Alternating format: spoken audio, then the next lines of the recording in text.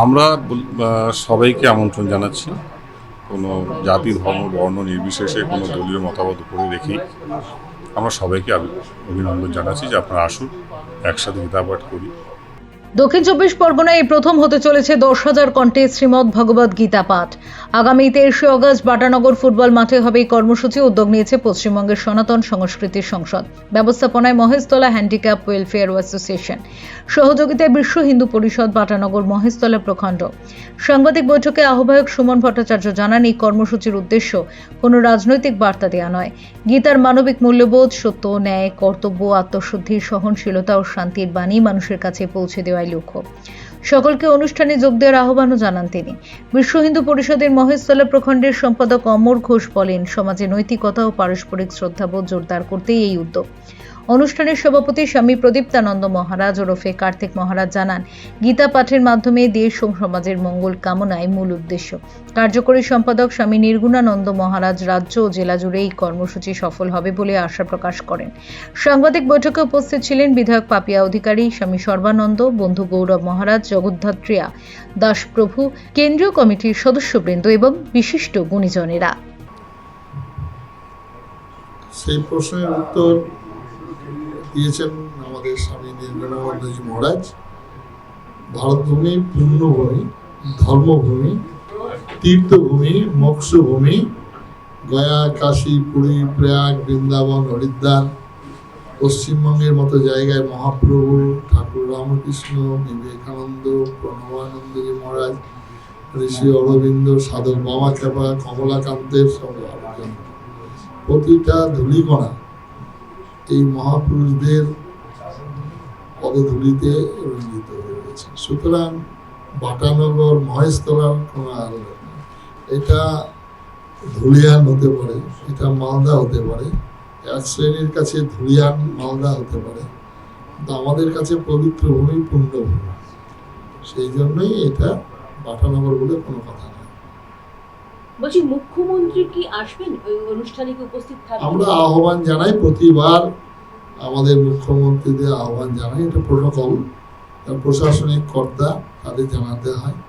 তিনি আছেন, তার যদি শিডিউল অনুসারে তিনি যদি থাকেন, আসতে পারেন, কোনো অসুবিধা নেই, আমরা জানাবো। এবং মহেশতলার পক্ষ থেকে আবেদন অলরেডি জানানো হয়েছে। এটাকে সবাইকে কি আহ্বান জানাচ্ছেন না শুধুমাত্র এই সরকারের সকলকে আপনারা আহ্বান? না না, আমরা তো প্রথমেই নির্গুণানন্দ স্বামীজি বলেছেন, জাতি, ধর্ম, বর্ণ, রাজনৈতিক দল মত নির্বিশেষে, এরপরে আর কোনো প্রশ্ন থাকে না। হ্যাঁ, বলুন, এবারে বলুন। যদি কোনো বাধা আসে, আপনারা যেটা বললেন যে সমস্ত বাধা অতিক্রম করে ব্রিগেড প্যারেড গ্রাউন্ড থেকে শুরু করে উত্তরবঙ্গ সর্বত্রই করেছিলেন, এবং এই এবারের যদি কোনো রকম বাধা আসে, সেই বাধাকে কিভাবে অতিক্রম করবেন? বাধা আসতে পারে, এবং বাধা আসবেই। ধর্ম এবং অধর্মের যে সংঘাত চিরন্তন, সেখানে অধর্মের শক্তি বেশি হয়, পরবর্তীকালে ধর্ম জয় হয়। যত ধর্ম তত জয় হয়, এটা আমরা জেনেছি। সুতরাং বাধা আসতেই পারে, আসবেও। আমরা সেটা ধরে নিয়েই আমরা শরণাপন্ন হয়ে গীতা মাতার আশীর্বাদ নিয়ে নিশ্চয়ই বিজয় আমাদের সমস্ত।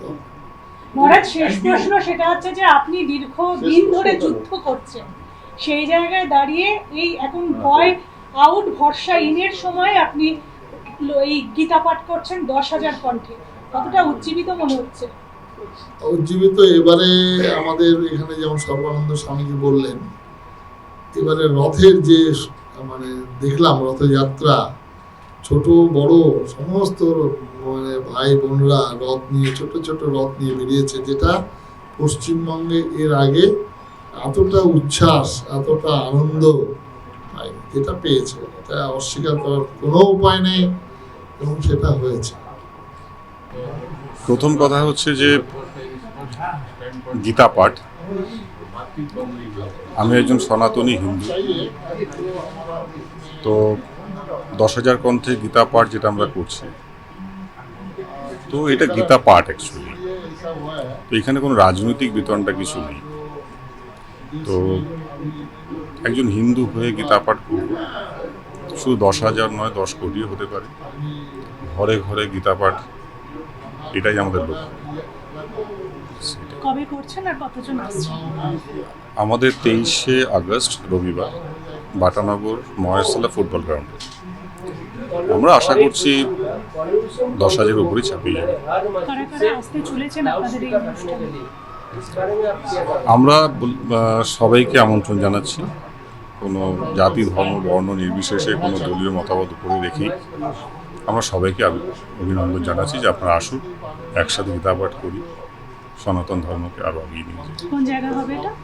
এটা বাটানগর মহেশতলা ফুটবল গ্রাউন্ড মাঠ। Bureau report, channel 10।